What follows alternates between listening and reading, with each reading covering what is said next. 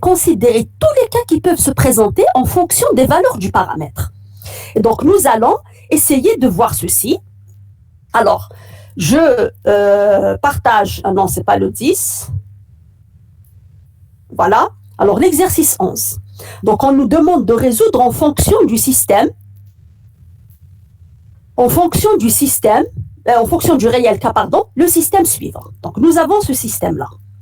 Alors, nous allons d'abord l'écrire sous forme matricielle. D'accord? Donc, on va écrire sous forme matricielle, c'est-à-dire sous la forme AX égale AB.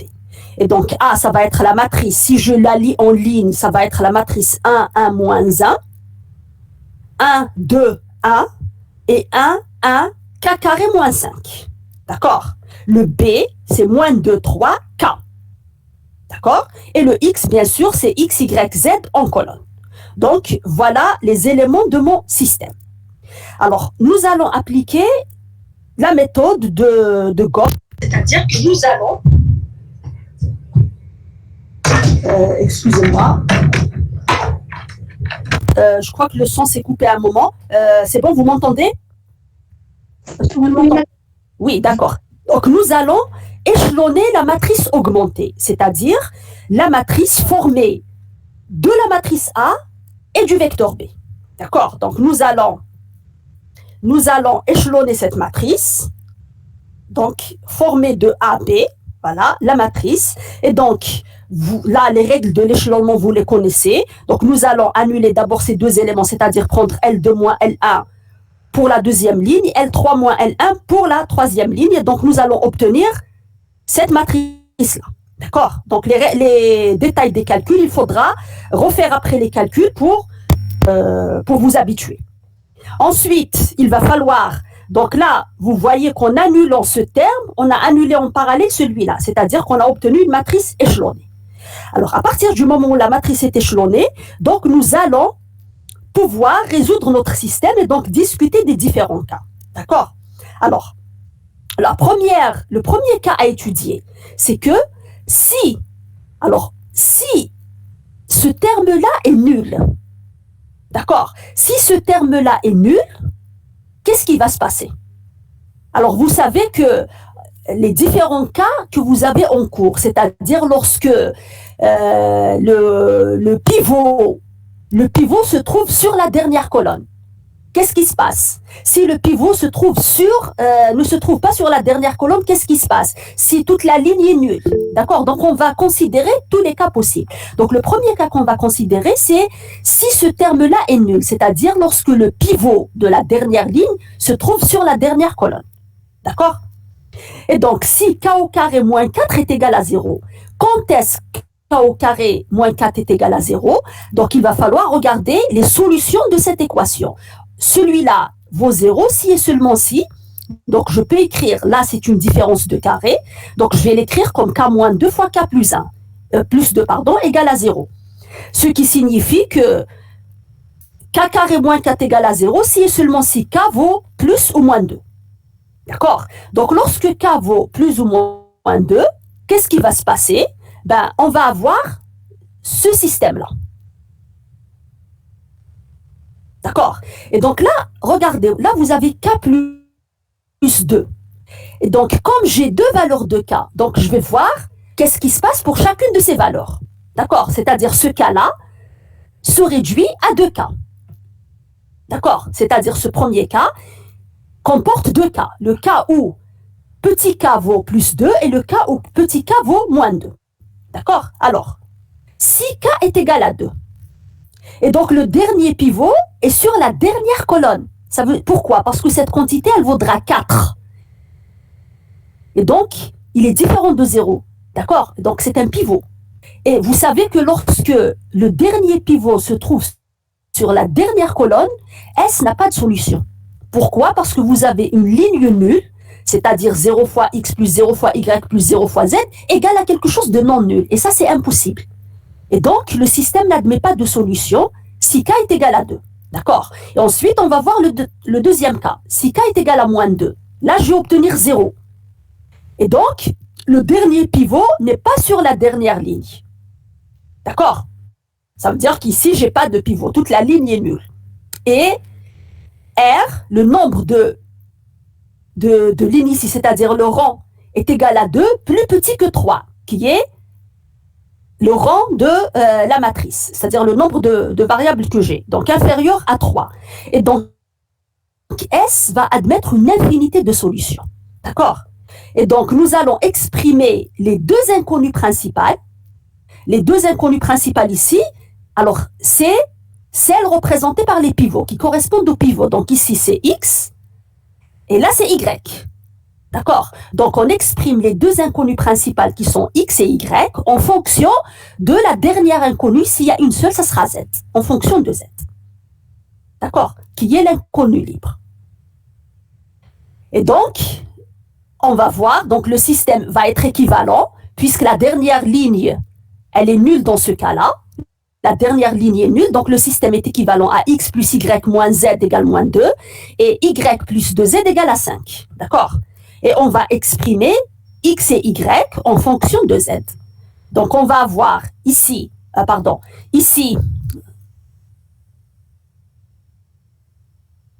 alors ici, on va tirer Y en fonction de Z, donc on va avoir Y égale à 5 moins 2Z. On va remplacer Y par sa valeur ici, et donc on aura une seule inconnue en fonction de Z. Ce sera X, et on peut tirer X. Donc X, c'est moins 2 plus Z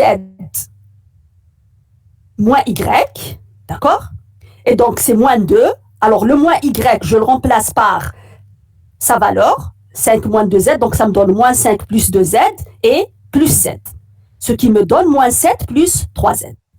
Et donc, nous avons Z, il est quelconque dans R. Et donc, dans ce cas-là, nous avons une infinité de solutions. C'est tous les vecteurs qui s'écrivent moins 7 plus 3Z, 5 moins 2Z et Z. Et donc, à chaque fois que vous donnez à Z une valeur, vous allez avoir un vecteur solution. Et donc là, nous avons une infinité de solutions. D'accord? Alors, donc là, on a étudié, rappelez-vous, on est au niveau du premier cas. Le premier cas, c'est-à-dire, si k au carré moins 4 est égal à 0, c'est-à-dire dans ce cas-là, si celui-là vaut 0, d'accord? Maintenant, si celui-là ne vaut pas 0. Et donc, qu'est-ce qui va se passer? Donc, si k au carré moins 4 est différent de 0, ben, ça signifie que k est différent de 2 et k est différent de moins 2. D'accord? Donc, ben, ça signifie donc que S va admettre une unique solution. Parce que vous avez chacune des colonnes de la matrice A comporte un pivot. D'accord? Donc, les trois variables correspondent à des pivots. Et donc là, vous avez une unique solution. Ben, ça signifie que la matrice A, elle est inversible. D'accord? Donc, l'échelonnement dans trois lignes non nulles. Ça signifie que votre matrice A de départ, elle est inversible. Et vous savez que lorsque la matrice est inversible, nous avons un système, ce qu'on appelle un système de Cramer, et c'est-à-dire existence d'une solution unique. D'accord? Et donc, cette solution unique, pour la trouver, on va commencer à partir de la dernière ligne et on va remonter. Et donc, Z va être égal à K plus 2 sur K carré moins 4. Et là, on a le droit de diviser parce que ce terme est différent de 0, pardon. D'accord?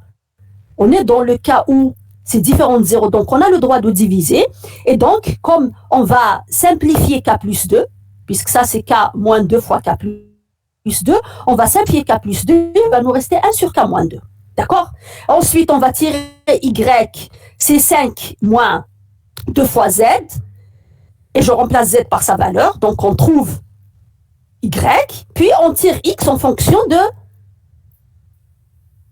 Y et Z, et on remplace Y et Z par leur valeur, et on trouve ceci.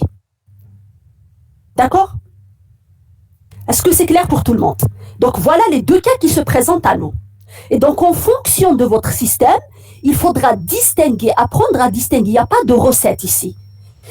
Il faudra distinguer les cas en fonction des cas que vous avez étudiés en cours. Donc là, il faut connaître votre cours, les cas qui se présentent au cours. Est-ce que c'est clair pour tout le monde? Madame, Oui? j'ai pas bien compris le deuxième cas. C'est-à-dire celui-là? Alors, le deuxième cas, c'est lorsque Donc là, qu'est-ce qui se présente à nous? Rappelez-vous, dans votre cours, vous avez fait le nombre de cas qui se présentent, c'est en fonction de la position du dernier pivot. D'accord? Lorsque le dernier pivot se trouve sur la dernière colonne, et lorsque il ne se trouve pas sur la dernière colonne. Donc, il se trouve sur des colonnes avant. D'accord? Donc ici, quand je regarde cette partie-là, donc j'ai deux cas. Ou bien, le pivot, il se trouve sur la dernière colonne. Ben, ça signifie que ça, c'est nul. D'accord? Donc, je vais distinguer le cas où celui-là est égal à 0. Donc ça, on l'a vu. C'est le premier cas. D'accord? Donc, on a vu ce cas-là. Le deuxième cas, donc ça, c'est le premier cas. Et bien sûr, il se ramène à deux sous-cas. Le cas où K vaut 2 et le cas où K vaut moins 2. Ensuite, on va étudier le cas où ce terme est différent de 0. Si ce terme est différent de 0, qu'est-ce qui va se passer? Ça signifie que l'échelonnement de la matrice A me donne 3 lignes non nulles. D'accord? Est-ce que c'est clair? Parce qu'il ne faut pas oublier que dans cette matrice-là, augmentée, vous avez A et vous avez le vecteur B. Donc, lorsque ce dernier terme est non nul, ça veut dire que votre matrice A, l'échelonnement vous donne 3 lignes non nulles. Ben, ça veut dire qu'elle est de rang 3. Et c'est quoi une matrice qui est d'ordre 3 lorsqu'elle est de rang 3? Ben, ça veut dire qu'elle est inversible. Si votre matrice est inversible, ça veut dire que vous avez un système de Cramer. D'accord? Le système de Cramer, comment il se résout? Donc, si la matrice est inversible, d'accord? Donc, vous revenez à votre système ici. Si la matrice ici est inversible, donc lorsque je multiplie par A-1, je vais avoir A-1 qui multiplie A fois X, d'accord, va être égal. Donc là, j'ai une égalité. Je multiplie par A-1 à gauche. Et donc, je vais conserver l'égalité. Je vais avoir A-1 fois B. Vous êtes d'accord? Mais A-1 fois A, ça vous donne l'identité. D'accord? I3. Mais l'identité fois le vecteur X. Donc là, je vais obtenir X. Et donc, X va être égal à ce terme-là. D'accord? A-1 fois B. Donc, X est égal à A-1 fois B. Est-ce que c'est clair? Oui, madame. D'accord? Oui, merci, madame. Il n'y a pas de quoi. Et donc, nous avons... qu'est-ce que j'ai fait? Oui, on est à l'exercice 11, pardon, pas à l'exercice. Donc, voilà. Et donc, on obtient, voilà, le système, à partir du moment où la solution est unique. Donc là, on va résoudre le système normalement. Et donc, vous commencez par le bas, donc vous tirez la valeur de Z, puis vous l'injectez dans la deuxième équation, c'est-à-dire celle du milieu, vous tirez la variable Y, et puis vous l'injectez dans la première équation, vous remontez par le bas. Et donc, la dernière, c'est la première équation que nous avons, et vous allez trouver la valeur de X. Est-ce que c'est clair pour tout le monde? Donc là, la résolution se fait de la même façon. Donc, vous voyez qu'ici, lorsque nous avons un paramètre, il est important donc de distinguer les cas en fonction de ce que vous avez fait en cours. Alors, je vais passer très rapidement sur le deuxième cas, sur le deuxième système. D'accord? Donc, on va passer sur le deuxième système, sur celui-là, très très rapidement. Et pour revenir à l'exercice 6. D'accord? Alors, le deuxième système. De toute façon, on va vous envoyer le corrigé après. Donc, vous verrez les détails et je vous conseille de refaire les calculs aussi. Hein. Alors, même question pour le système suivant. Alors, ce système, voilà.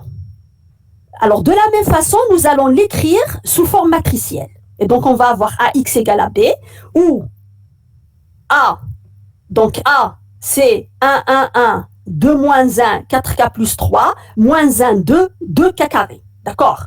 B, c'est K plus 1, 0, 0. X et X, Y, Z. Donc là, on a écrit la matrice augmentée, hein, c'est-à-dire le B, il est là. Et ça, donc, c'est la matrice augmentée. D'accord? Au fait, ça, normalement, ça, c'est AB. Donc ici, normalement, ça, c'est AB.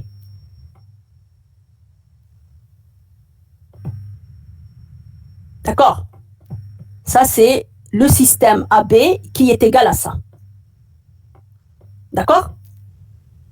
Et donc, on va échelonner la matrice AB. Donc, cette matrice, c'est celle-là qu'on a ici. Donc, on va l'échelonner. Donc, cette matrice-là. Alors, pour l'échelonner, donc, il va falloir annuler ce terme. Ça veut dire qu'il va falloir prendre la deuxième ligne moins 2 fois la première. Annuler ce terme, c'est-à-dire prendre L3 plus L1. D'accord? On va obtenir cette matrice-là. D'accord?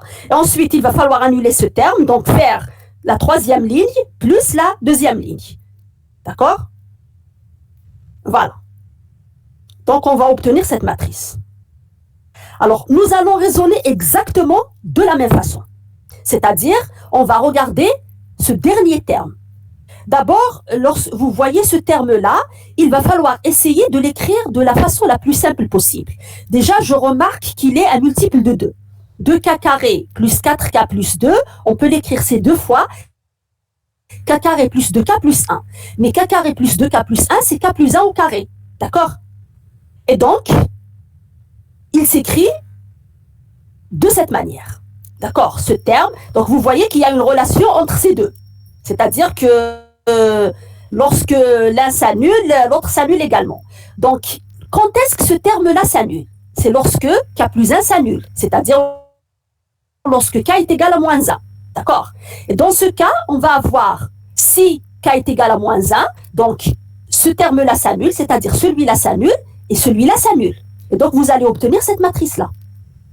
D'accord? Donc, dans ce cas, alors vous voyez, là, vous avez une ligne nulle.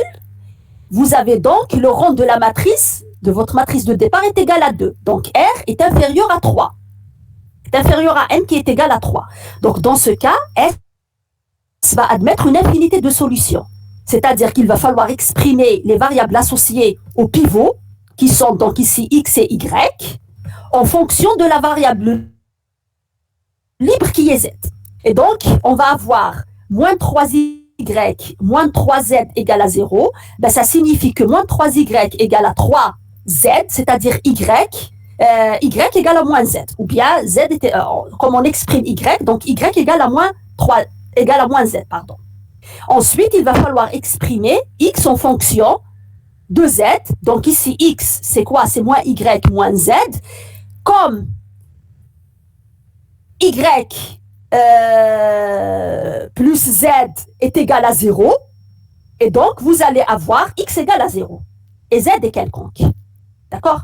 Et donc, les solutions de mon système sont tous les vecteurs X, Y, Z, tels que X est égal à 0, la deuxième composante est égale à moins la troisième composante. Donc, c'est moins Z, Z avec Z appartenant à R. Et donc ici, dès que vous donnez à Z une valeur, vous allez avoir une solution de votre système. Par exemple, Z égale à 0, vous obtenez la solution évidente d'un système linéaire, de ce système. Lorsque Z est égal à 0, donc vous allez avoir, Z égale à 0, vous allez avoir les solutions X égale 0, Y égale, première ligne égale 0, deuxième ligne égale 0, troisième ligne égale à 0. Et là, la solution, elle est évidente. D'accord? Lorsque, par exemple, Z égale à 1, vous avez la solution 0, moins 1, 1, et ainsi de suite. D'accord? Est-ce que c'est clair pour tout le monde? Alors, ça, c'est donc ça, c'est le premier cas. Lorsque ce terme-là est égal à 0. D'accord? Donc, lorsque ce terme est égal à 0, voilà ce qu'on obtient. Maintenant, on va voir le deuxième cas, lorsque ce terme est différent de 0. Lorsque ce terme est différent de 0, comme tout à l'heure, donc si ce terme est différent de 0, nous allons avoir une matrice inversible. La matrice A, elle est inversible. Et donc, on a un système de grammaire. D'accord? Donc, si k est différent de moins 1, S va admettre une unique solution et on va la calculer toujours en commençant à partir de la dernière équation. Donc, si ce terme est différent de 0, donc là, cette équation me permet d'avoir Z, j'injecte la solution dans cette équation, ça me permettra d'avoir la valeur de Y, puis j'injecte les deux solutions dans la première équation, ça me permettra d'avoir le X. D'accord? Et donc, ici, c'est calculatoire. Vous allez trouver que Z, c'est ça, Y, c'est ça, et X, c'est ça. D'accord? Et là, bien sûr, je vous conseille de refaire les calculs. Juste pour vous habituer, parce que lorsque vous regardez simplement les solutions, ben, c'est pas évident que vous sachiez vous-même faire tous les calculs. Donc, il est préférable de refaire les exercices et de comparer ensuite ce que vous avez fait avec la solution qu'on vous envoie. D'accord? Comme ça, vous saurez si c'est... c'est-à-dire si vous savez résoudre un système. Si vous savez considérer tous les cas et ainsi de suite. Est-ce que c'est clair pour tout le monde? C'est bon? C'est bon? Pas de questions? S'il vous plaît. Oui, madame. Très bien. madame, c'est D'accord. bon. Alors, on va revenir dans ce cas, on va revenir à l'exercice 6, puisqu'on avait commencé par parce que c'était important, il fallait savoir résoudre un système. Donc là, on va revenir à l'exercice 6. Donc, qu'est-ce qu'il raconte, cet exercice? On considère une matrice A. Donc, la matrice A, elle est là. On nous demande de calculer son carré et son cube. D'accord? Donc, la première des choses, c'est de calculer A carré et A3. D'accord? Alors, voilà la matrice A. Alors, les calculs, donc A carré, ça c'est un produit matriciel. On a déjà fait des exemples sur le produit matriciel. Donc, vous multipliez A par A, puis vous multipliez le résultat par A encore. D'accord? Et vous allez obtenir ceci. Donc, voilà A carré et voilà A cube. D'accord? Donc là, les résultats, vous les vérifiez en faisant les calculs. Ensuite, oui? Si je demande de déduire le A à la puissance n. Oui, on y arrive. Vous poserez des questions après. Là, la déduction, c'est lorsque il y a moyen de déduire. Par exemple, on y revient. Lorsque, par exemple ici, dans l'exercice 8, on parlera de AN. C'est pas toutes les matrices. C'est pas tous les produits. C'est lorsqu'il y a une forme de récurrence. C'est pas évident de déduire l'inverse, plutôt la puissance nème de n'importe quelle matrice. D'accord? Ça se déduit pas facilement. Il faudra qu'on ait une certaine récurrence. D'accord? C'est-à-dire que lorsqu'il y a moyen de le déduire, on vous guide par des questions. Mais vous ne savez pas encore quand est-ce qu'une matrice, quand est-ce que je peux trouver la puissance nème d'une matrice. Ça, par exemple, vous le ferez l'année prochaine dans les modules que vous ferez l'année prochaine. Si jamais vous faites maths, par exemple. D'accord? Vous faites maths ou bien RO, c'est-à-dire vous allez dans une branche mathématique. Vous ferez ce module-là. Mais ce n'est pas toutes les matrices. Ça veut dire qu'il ne faut pas vous dire j'ai une matrice, je peux déduire sa puissance nème. Ce n'est pas le cas.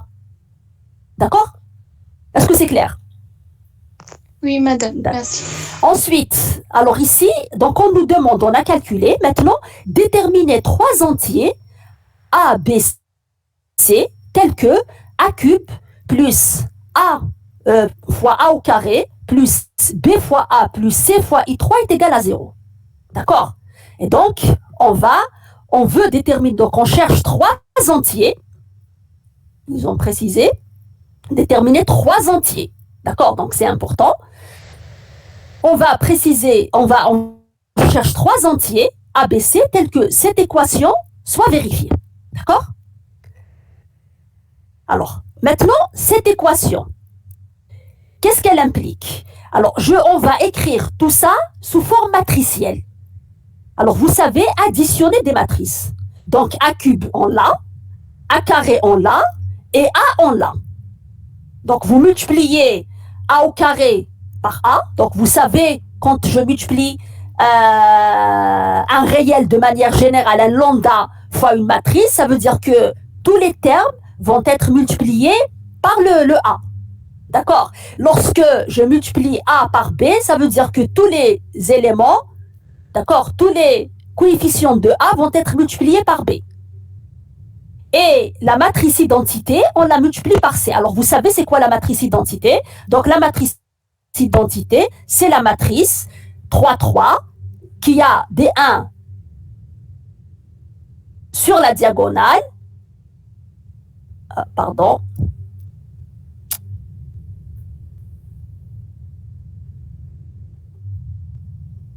D'accord? Oh, qu'est-ce que je fais?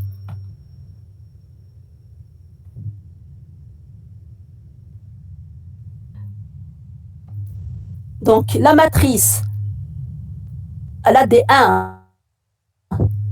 Oh là là, je ne maîtrise pas ce stylo. Donc, elle a des 1 sur la diagonale et puis elle a des 0.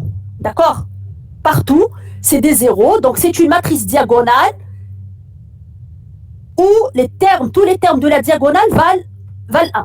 D'accord? Donc là, vous multipliez cette matrice par C, ben ça revient donc à avoir, donc c'est la matrice où vous avez C, C, C, et tout le reste c'est des zéros. Alors vous additionnez ces matrices. Et donc par exemple le premier terme, donc ce premier terme-là, qu'est-ce que je vais obtenir dans ce premier terme? Donc A cube c'est 13, plus A carré, donc plus 5A, plus 2B, plus C. D'accord? Et ensuite, vous faites le reste, vous faites de la même façon pour le reste. Donc, vous allez calculer cette partie-là. Donc, vous allez trouver une matrice 3, 3 qui est égale à celle-là. Alors, cette matrice doit valoir 0. Or, donc, ce n'est pas le 0 de R, c'est le 0 des matrices 3, 3. D'accord? Donc, ça va être une matrice nulle de M3 de R. D'accord? Et donc, ce système, le système étoile, il est égal à cette égalité.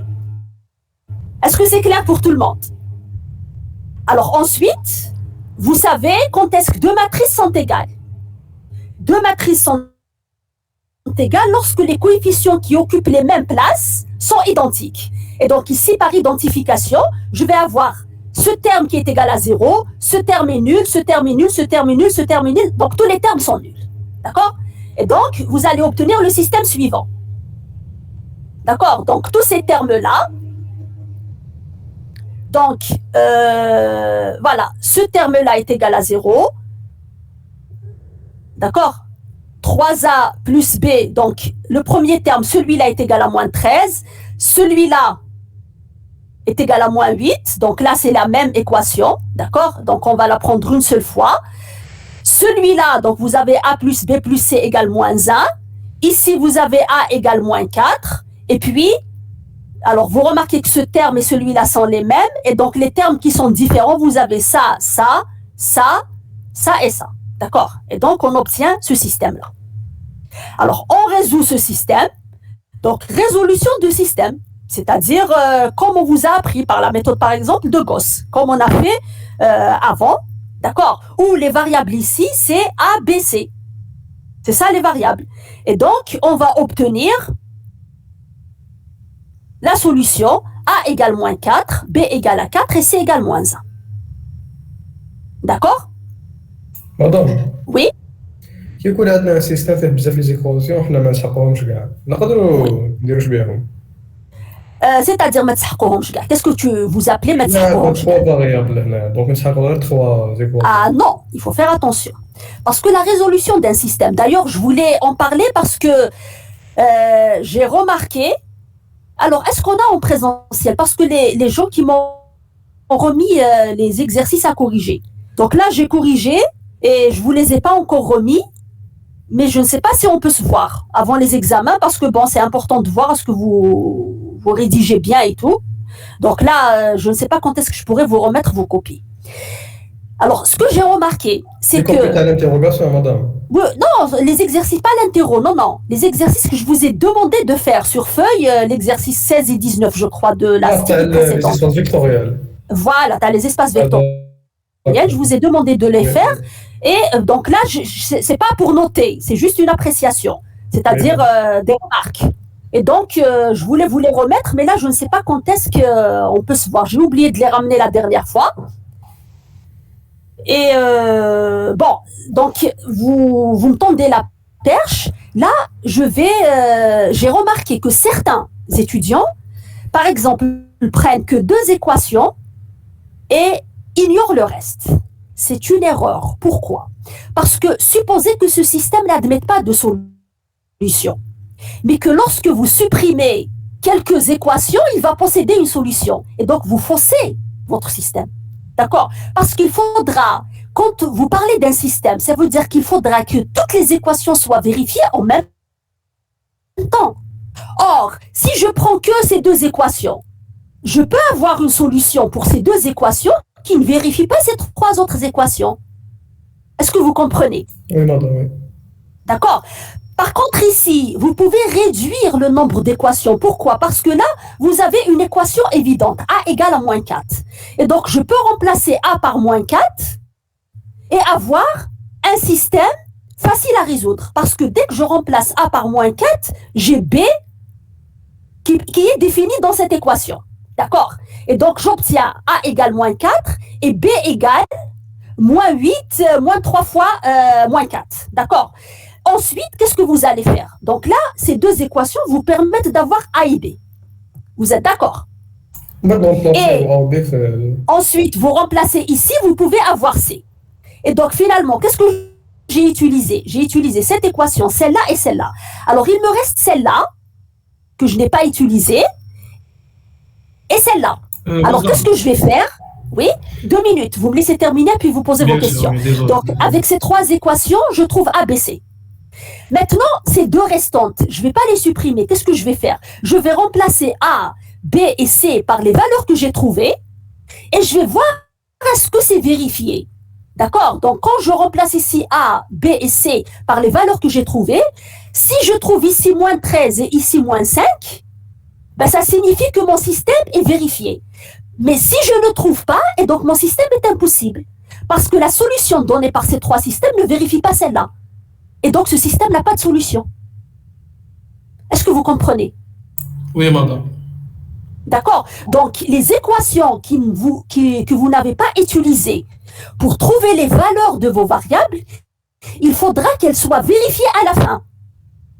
D'accord? Il faut qu'elles soient vérifiées. Donc la solution que vous allez trouver, vous remplacez dans les équations que vous n'avez pas utilisées et vous regardez est-ce qu'elles sont vérifiées. Si elles ne sont pas vérifiées, ça veut dire que vous n'avez pas de solution. Est-ce que c'est clair? Est-ce que c'est clair? Oui, madame, oui. Si vous avez peur de vous tromper, ben faites normalement par la méthode de Gauss. Parce que la méthode de Gauss, c'est clair, vous avez des cas bien définis. Et donc, vous ne risquez pas de vous tromper. Seulement, essayez d'arranger votre système au départ, c'est-à-dire de telle sorte à faciliter l'échelonnement. Par exemple, vous placez cette équation en premier, les autres après, de telle sorte à avoir des pivots apparents. Et donc, vous facilitez les calculs. Mais si, ici, c'est très facile. D'accord, je viens de vous dire, c'est facile de résoudre ce système. Vous avez la valeur de A, vous remplacez ici, vous tirez B, vous remplacez ici, vous tirez C. Puis, vous remplacez dans les 2 équations pour voir si elles sont vérifiées. Mais si vous avez peur de vous tromper, faites normalement par la méthode de Gauss. On vous a donné la méthode de Gauss, puisque c'est la méthode que vous étudiez cette année, c'est dans cet objectif aussi. Ce n'est pas l'unique méthode pour résoudre un système, mais c'est la méthode que vous avez étudiée cette année. D'accord? Et donc, si vous avez peur de vous tromper, faites la méthode de Gauss, il n'y a aucun risque de se tromper.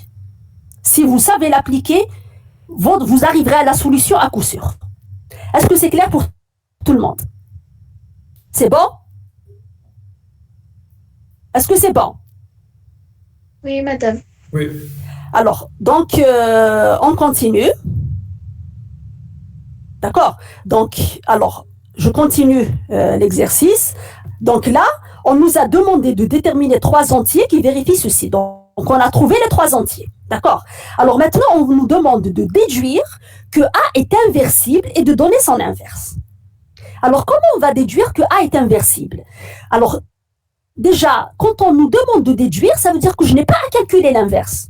Il faut déduire. Ça veut dire utiliser ce qui précède. D'accord? Donc, les questions, il faut faire attention à comment les questions sont posées. Donc ici, on ne me demande pas de calculer l'inverse directement. On me demande de déduire que ma matrice est inversible et puis de donner son inverse. D'accord? Et donc ici, comment je vais déduire que ma matrice est inversible? Alors, je vais utiliser l'équation 2. D'accord? Alors, on va voir. Donc, cette équation-là, étoile, donc elle s'écrit de cette manière. En remplaçant A, B, C par leur valeur. D'accord? On avait trouvé que A valait moins 4, B 4 et C moins 1. D'accord? Donc, on va remplacer dans cette équation A, B, C par leur valeur. Donc, je trouve ceci. Qu'est-ce que ça signe? Donc, je peux l'écrire de quelle façon? Je peux mettre I à droite. D'accord? Et donc, je vais avoir A cube moins 4A carré plus 4A égale à I. Alors ici, je vois que je peux mettre A en facteur. D'accord? Je peux tirer A en facteur. Qu'est-ce qui va rester? Donc, en mettant A en facteur, on obtient A, facteur de A carré, moins 4A, plus 4 fois l'identité. Alors, faites attention. Ici, lorsque vous mettez A en facteur, vous ne pouvez pas mettre 4 tout seul. Parce que ça n'a pas de sens d'additionner une matrice et de lui rajouter un réel.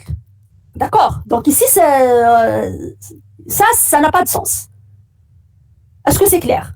Donc ici, lorsque vous mettez A en facteur, il va vous rester l'identité. Parce que là, A, c'est I fois A.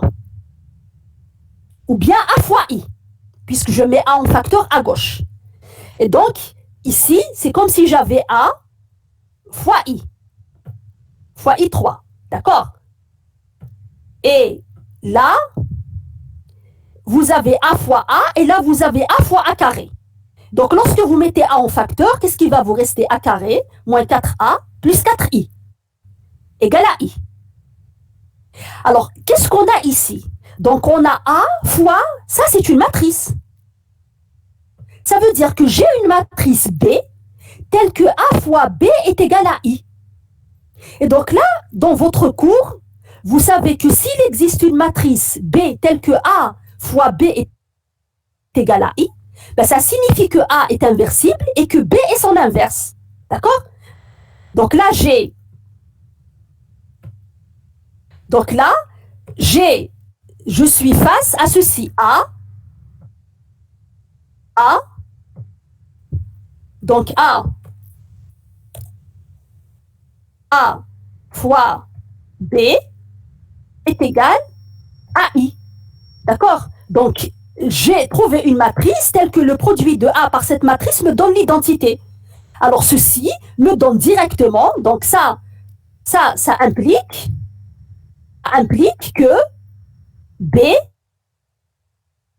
A est inversible, donc A inversible,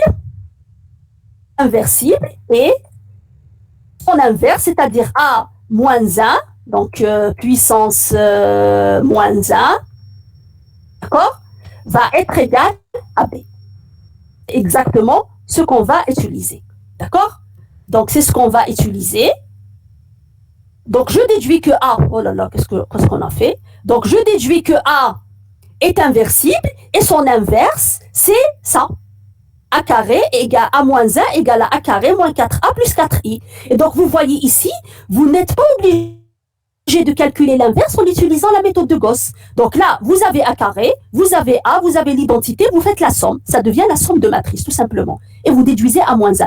Donc, vous voyez que, en fonction de la méthode qu'on a envie que vous utilisiez, on vous guide par des questions. Donc ici, on vous a donné cette équation pour vous permettre de trouver l'inverse. Alors, à chaque fois que vous avez une équation du genre, telle que vous pouvez vous ramener à un produit de matrice égale à l'identité, là, ça vous permet d'avoir l'inverse de la matrice. Est-ce que c'est clair pour tout le monde? Est-ce que c'est clair pour tout le monde? Oui, madame.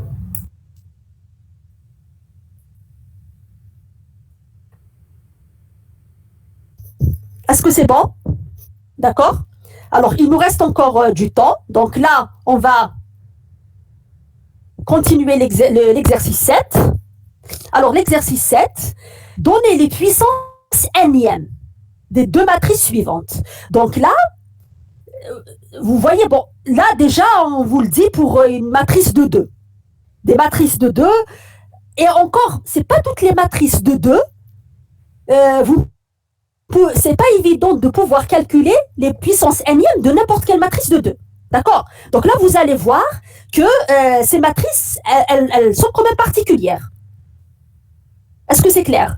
Ça ne veut pas dire que si vous prenez une matrice quelconque, vous seriez capable de calculer sa puissance n'ième. D'accord? Donc, faites attention. Là, on nous demande de déterminer les puissances n'ième. Alors, on va regarder comment on détermine. Alors, exercice 7. Alors, on va, donc, soit n appartenant à n étoile, on veut calculer la puissance n'ième de la matrice A. Alors, pour calculer la puissance n'ième, il faut d'abord voir comment évoluent les petites puissances. Je ne vais pas directement mettre puissance n. D'accord? Pour les matrices, c'est pas comme ça que ça se passe. Donc, je vais calculer le carré, je vais calculer le cube, si c'est nécessaire de calculer la puissance 4, pour voir comment évoluent ces puissances. Et ensuite, on va déterminer une récurrence. D'accord? Donc là, je regarde A, je calcule d'abord A carré. Alors, quand je calcule A carré, je trouve ceci.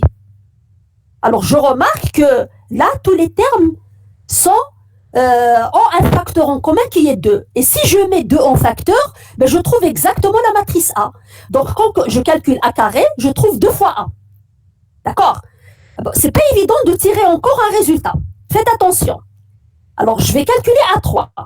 Alors, quand je calcule A3, A3, c'est quoi? C'est A carré fois A. Mais A carré, je l'ai déjà calculé. Donc, c'est 2 fois A. Je remplace. Donc, 2 fois A fois A. C'est-à-dire 2 fois A carré. Mais je remplace encore A carré par 2 fois A. Et donc, je trouve 2 au carré fois A. Vous êtes d'accord? Est-ce que vous êtes d'accord? Est-ce que tout le monde est d'accord?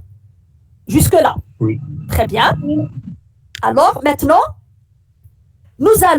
on se dit que ça marche de cette façon. D'accord? Donc, on se dit que ça va marcher de cette façon. C'est-à-dire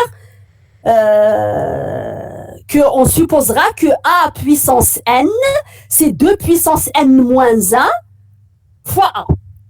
Ou bien que A puissance n plus 1, c'est 2 puissance n fois 1.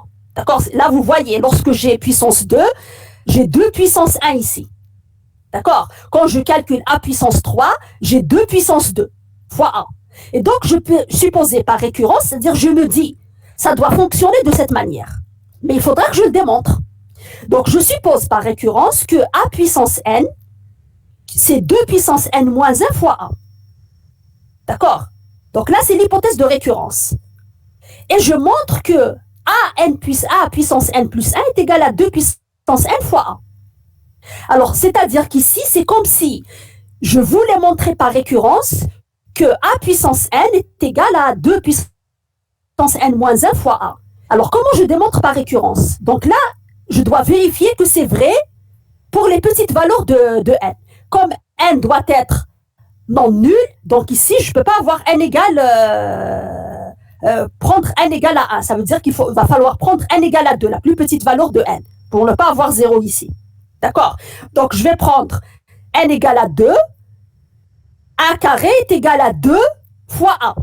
D'accord? Mais ça, on l'a déjà calculé, donc je n'ai pas besoin de vérifier. Puisque j'ai commencé par ça. J'ai déjà calculé. Et donc, je passe directement hypothèse de récurrence. Je suppose par récurrence que j'ai ça, et je vais montrer ceci. D'accord? Et donc, donc je calcule. C'est quoi AN plus 1? AN plus 1, c'est A puissance n fois A. Mais A puissance n, d'après l'hypothèse de récurrence, c'est 2 à la puissance n moins 1 fois 1. D'accord? Donc, je remplace A puissance n par sa valeur dans l'hypothèse de récurrence. Et donc, je vais obtenir 2 puissance n moins 1 fois a carré. Mais a carré, je la connais déjà. Donc a carré, je sais que c'est 2 fois a. Et donc ça me donne 2 à la puissance n moins 1 fois 2 fois a. Ce qui me donne 2 puissance n fois a, c'est-à-dire ce que j'ai supposé. D'accord? Et donc, on vient de montrer par récurrence que, quel que soit n appartenant à n étoile, a puissance n est égal à 2 à la puissance n moins 1 fois a. Et donc là, on a pu calculer la puissance n-ième. D'accord? Mais ce n'est pas toutes les matrices qui vérifient ce résultat. Il y a des matrices qui vérifient des résultats, dont les puissances vérifient des résultats particuliers. Il y a d'autres qui ne suivent aucune logique. Vous multipliez, vous obtenez quelque chose et c'est tout. D'accord? Donc là, vous ne pouvez pas tirer de conclusion. Mais ici, on peut tirer une conclusion. Donc faites attention, en l'absence, puisque vous ne savez pas comment calculer de manière générale une puissance n-ième lorsqu'il est possible de le faire. Et donc là, on n'a pas moyen, c'est la seule méthode qu'on a, c'est de calculer les premières puissances et de voir s'il existe une récurrence. D'accord? Alors, pour la deuxième matrice, est-ce que tout le monde a suivi? Est-ce que c'est bon pour tout le monde? C'est clair pour tout le monde? Oui, madame. Il faut juste faire attention. Lorsque vous trouvez la relation de récurrence, il faut la démontrer. Ça ne suffit pas de la poser. Il faut la démontrer par récurrence. D'accord? Parce que ici, vous avez juste vérifié. Vous avez calculé deux valeurs, c'est-à-dire deux puissances. Et donc, c'est juste une vérification. Vous ne savez pas est-ce que ça va réellement marcher de cette manière. Est-ce que ça ne va pas changer au bout d'une certaine valeur? Est-ce que ça va continuer de cette manière? D'accord? Donc, il faut le démontrer par récurrence. Alors, pour la deuxième matrice, la puissance n-ième de B. Alors, même chose. On va calculer B carré. On va trouver ceci. Alors, déjà, regardez. Est-ce que par rapport à B, voilà B et voilà B carré. Est-ce que vous voyez une récurrence? Pas encore. D'accord? Alors, je vais calculer B3. Voilà ce que je trouve. Alors, est-ce que vous remarquez quelque chose?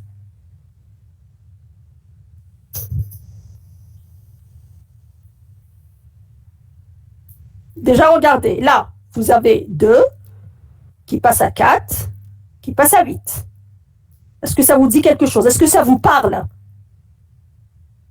C'est des multiples. C'est-à-dire des multiples. C'est des...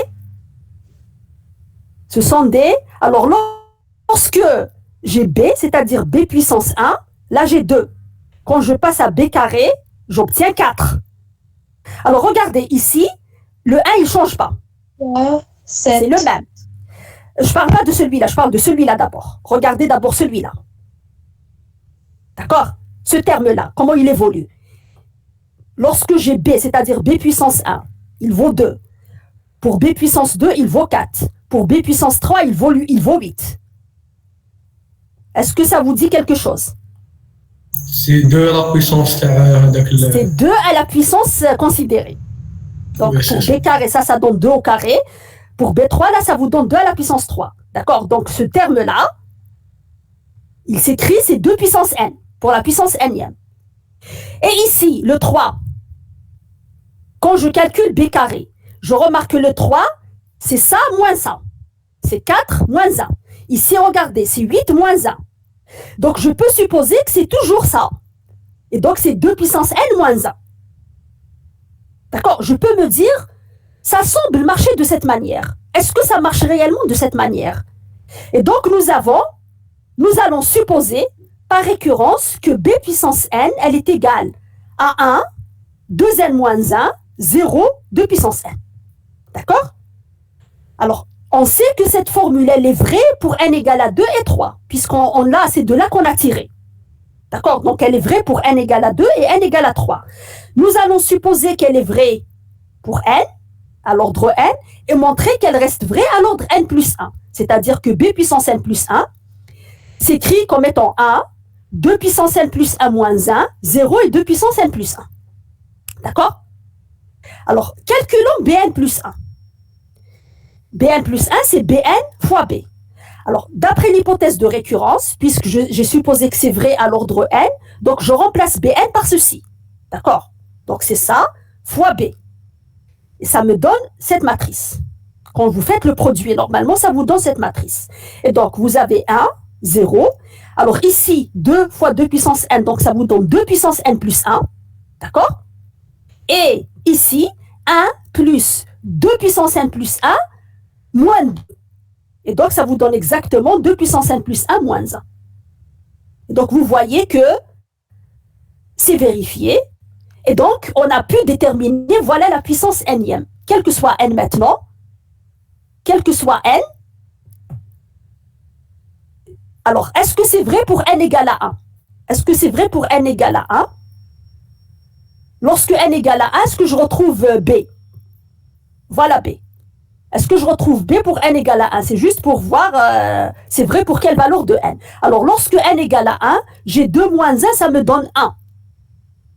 D'accord? Et là, j'ai 2 puissance 1, ça me donne 2. Donc, c'est vrai, quel que soit n supérieur ou égal à 1. D'accord? Donc, j'ai ceci est vrai, quel que soit n. Ah, pardon. Quel que soit n supérieur ou égal à 1. D'accord? Donc, voilà la formule de la puissance nème. Est-ce que c'est clair pour tout le monde? Donc, est-ce que vous voyez comment on peut déterminer les puissances nème? Bien sûr, lorsqu'il est possible de le faire. Encore une fois, ça ne veut pas dire que c'est possible de le faire, quelle que soit la matrice. Ce n'est pas le cas. Ce n'est pas comme ça que ça fonctionne. Bien sûr, si vous n'arrivez pas à déduire avec 2 puissances, allez à la troisième puissance, c'est-à-dire à B puissance 4, pour mieux voir les choses. Mais on ne calcule les puissances nème que lorsque il y a une forme de récurrence qui peut être tirée.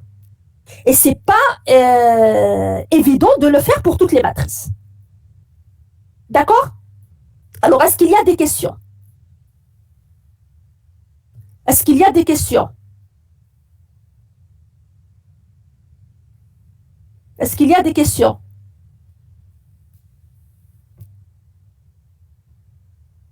Pas de questions? Est-ce que vous m'entendez, s'il vous plaît? Non, il n'y a pas de question. Alors, est-ce que vous voulez qu'on termine l'exercice? Alors, il est 11h20, je ne sais pas si vous avez quelque chose maintenant. Sinon, est-ce que vous voulez qu'on termine l'exercice 8? Je pense que ça nous prendra moins de 10 minutes. Donc, si vous voulez, vous avez TD analyse. Mais oui, mais à 11h30. Enfin, comme vous voulez. Si vous voulez qu'on termine, on va terminer l'exercice 8. Comme ça, la prochaine fois, oui, d'accord. Donc, on va terminer l'exercice 8.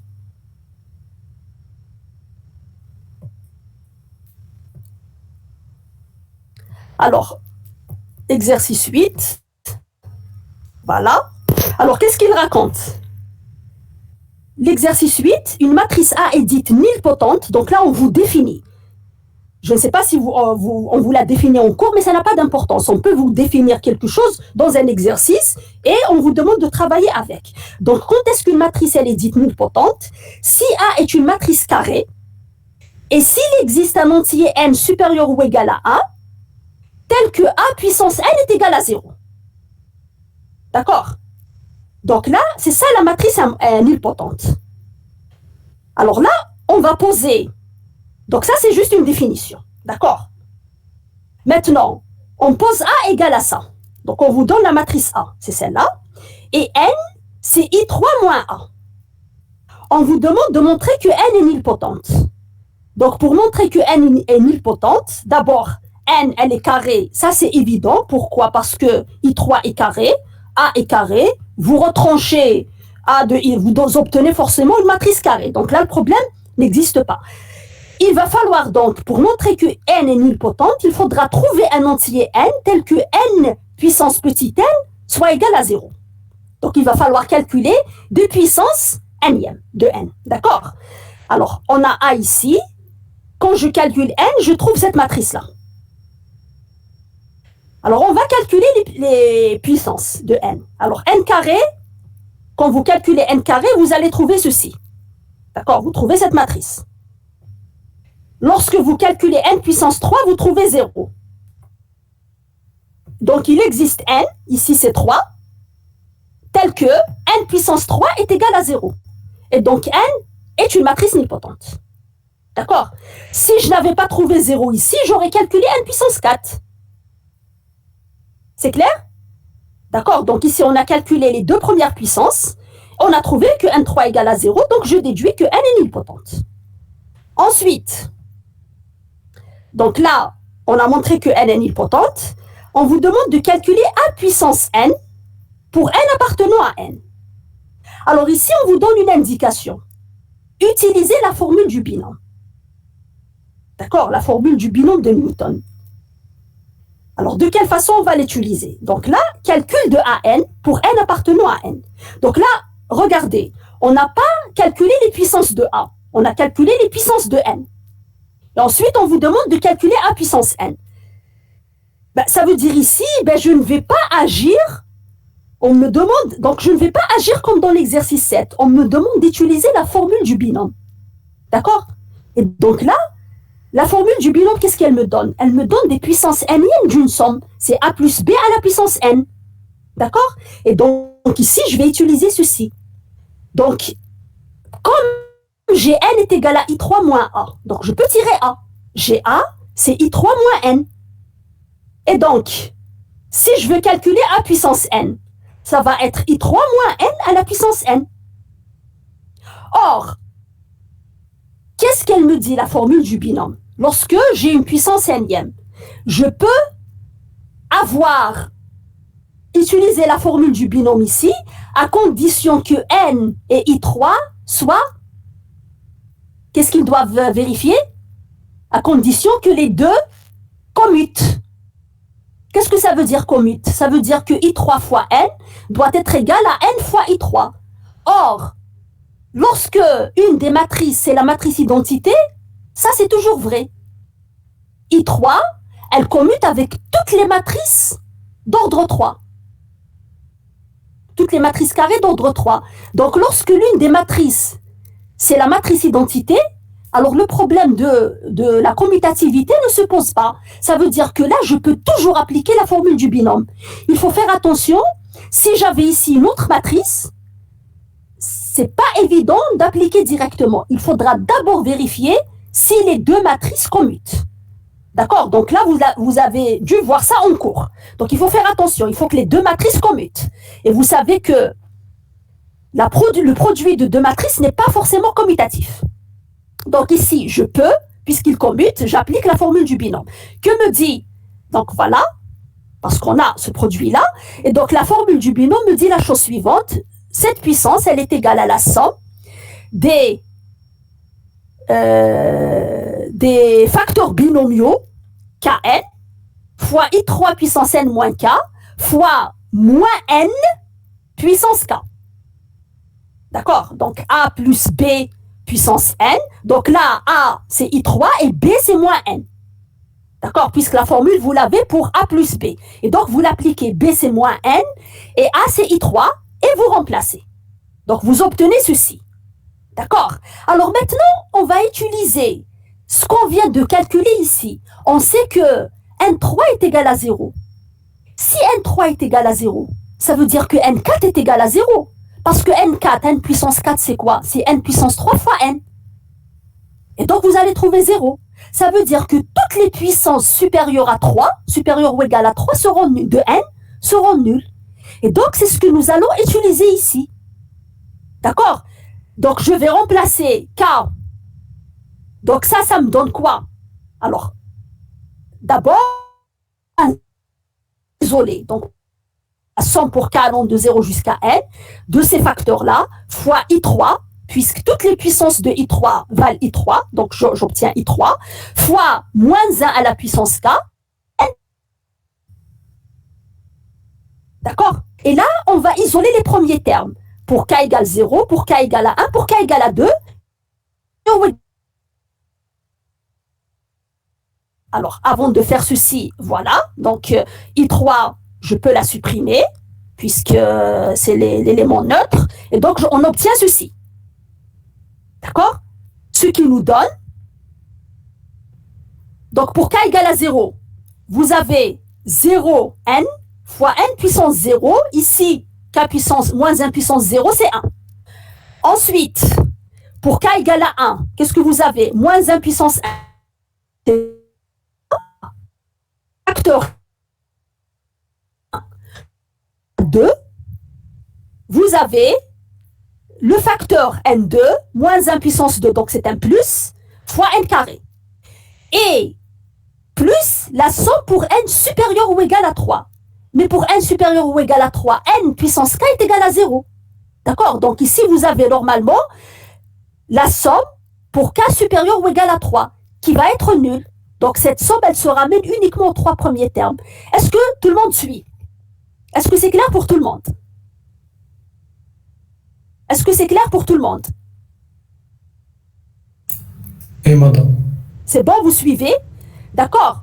Parce que cette somme me donne, à partir de k égale à 3, tous les termes suivants sont nuls. Et donc, je n'ai que les 3 premiers termes qui sont là. Donc, cette égalité, elle est égale à ça. Et en effectuant les calculs, alors vous avez n0, c'est 1, n1, c'est n, n2, c'est n-1 sur 2. D'accord? Et donc, vous remplacez, vous avez n carré, vous l'avez déjà calculé, n, vous l'avez, et vous faites la somme. Et voilà, donc le reste, ça devient des calculs, et vous obtenez cette matrice-là. Et donc, vous avez la puissance n-ième, ici, en utilisant la formule du binôme. D'accord? Donc, vous voyez qu'à chaque fois, là, c'est la puissance n-ième, voilà. À chaque fois qu'on vous demande de calculer la puissance n-ième, on vous donne un moyen de le faire. Donc, sauf ici, là, lorsqu'on ne vous donne rien, ça veut dire qu'il faut agir comme on vient de faire ici, c'est-à-dire calculer les premières puissances pour tirer une récurrence. Mais ici, à partir du moment où on vous donne une indication, donc il faudra utiliser cette indication. D'accord? Donc, pour la question 2, pour la dernière question, alors, montrer que A est inversible et déterminer son inverse. On vous donne une indication. Dans un anneau, si deux éléments A et B commutent, c'est-à-dire si vous avez AB égale à BA, alors, pour tout n appartenant à n étoile, vous pouvez avoir ceci, cette égalité. A puissance n moins B puissance n égale à ceci. D'accord? Alors, on vous demande de montrer que A est inversible. Alors, on va... non. Donc, on va utiliser ça. Alors, on a A qui est égal à I3 moins N. Ça, on l'a d'après ce qu'on nous a donné. Comme I3 fois N est égal à N fois I3, c'est-à-dire I et N commutent, et que N puissance 3 est égal à 0, alors on a ceci. I puissance 3 moins N puissance 3, d'accord, je reviens à ce qu'on m'a donné, I A puissance N moins B puissance N, donc je remplace par ça. D'accord? Donc vous remplacez, c'est A moins B fois cette quantité-là. Donc lorsque vous remplacez, voilà ce que vous trouvez. Donc c'est I moins N fois I au carré plus I fois N plus N au carré. Alors regardez, I au carré plus I puissance N fois N plus, lorsque vous trouvez N au carré, et puis tous les autres termes, c'est les puissances supérieures de N. D'accord? De B. Puissance supérieure, donc de B, mais B c'est N. Mais tous ces termes-là vont s'annuler. Et donc il me reste que les 3 premières puissances de N qui ne sont pas nulles. D'accord? N égale 0, N égale à 1 et N égale à 2. Tous les autres termes sont nuls. Et donc j'obtiens cette égalité-là. D'accord? Maintenant, avec cette égalité, qu'est-ce qu'on a? Alors ici, j'ai I3 moins N3. Donc là, je peux tirer I3 puissance 3, c'est I3. Le N3, c'est 0. D'accord? Et donc là, ça me donne I3 égale à I3 moins N, ça c'est A. Et là, vous remplacez I3 au carré, c'est I3. I3 fois N, c'est N. Et là, c'est N carré. Et donc, qu'est-ce que vous avez? Vous avez A fois une matrice B qui est égale à la matrice identité. Et là, c'est ce on a déjà vu cette technique. Et donc, j'ai cette matrice-là, ça veut dire que A est inversible et son inverse, c'est ça. D'accord? Donc, je déduis que A est inversible et son inverse, c'est I3 plus N carré. Et vous calculez ceci, vous trouvez l'inverse de A. C'est clair? Est-ce que c'est clair pour tout le monde? Donc, vous voyez que en fonction des questions qu'on vous donne, les techniques à utiliser ne sont pas les mêmes. Donc là, oui. فهمت هذيك تاع اي 3 كوب موان 1 كوب ايكال. Alors regardez, là vous utilisez ceci. Vous utilisez ceci pour n égale à 3. D'accord? Donc regardez ce qu'on a fait. Regardez ce qu'on a fait. Puisque cette équation, on nous dit, elle est vraie quel que soit n. D'accord? On vous dit que lorsque les éléments commutent pour tout n appartenant à n étoile, je peux calculer ceci. D'accord? Alors, on va calculer ça, déjà calculé. Ça, c'est 0. Donc, ce terme vous donne I3 puissance 3. Mais I3, c'est l'identité. Donc, vous pouvez l'élever à n'importe quelle puissance, vous allez trouver toujours I3. D'accord? Donc, ce terme-là, il est égal à l'identité. Le terme I-N, c'est ça. I-N, c'est A. Et ce terme-là, ça vous donne I plus N, parce que ça, c'est N, plus N carré. D'accord? Et donc, qu'est-ce qu'on a? Cette équation, elle se ramène à quoi? Elle se ramène à A fois une matrice B qui est égale à l'identité. D'accord? Et ça, c'est ce que j'avais expliqué dans l'un des exercices précédents. C'est bon. Quand vous avez A fois B égale à l'identité, ça signifie que A est inversible et B, c'est son inverse. Donc, voilà ma matrice B. D'accord? Donc, je déduis que A est inversible et que son inverse, c'est ça. D'accord? C'est I3 plus N carré. Et donc, ça devient juste un calcul ici. Est-ce que c'est clair pour tout le monde? C'est bon? Oui, bon. D'accord? Donc, lorsque vous avez une matrice qui peut s'écrire de général, en retirant A de la matrice identité, on trouve une matrice nilpotente. Ça, on peut toujours le faire. D'accord? Est-ce que c'est clair pour tout le monde? Oui, bon. Très bien. Donc là, on arrête là et on terminera. Donc, n'oubliez pas de m'envoyer la séance que vous voulez, à laquelle vous voulez qu'on récupère la séance de la semaine prochaine et la séance aussi de dimanche passé. D'accord? Alors, il y a le chargé de cours, donc normalement, qui a prévu de faire une séance de cours et de TD pour récupérer celle de dimanche passé. Alors, si vous voulez, donc vous assistez chez lui et comme ça, lorsque je ferai ma séance, je peux la faire également pour toute la section et faire les exercices qui n'auront pas été faits avec le chargé de cours. Donc, ça vous permettra d'avoir le corrigé de toute la série. D'accord? C'est-à-dire des applications pour tout ce que vous avez fait en cours. Ça, c'est important, surtout pour les matrices des applications linéaires. D'accord? Donc là, c'est important de savoir comment traiter ceci. Alors, je vous laisse. Je pense que vous avez le bon courage.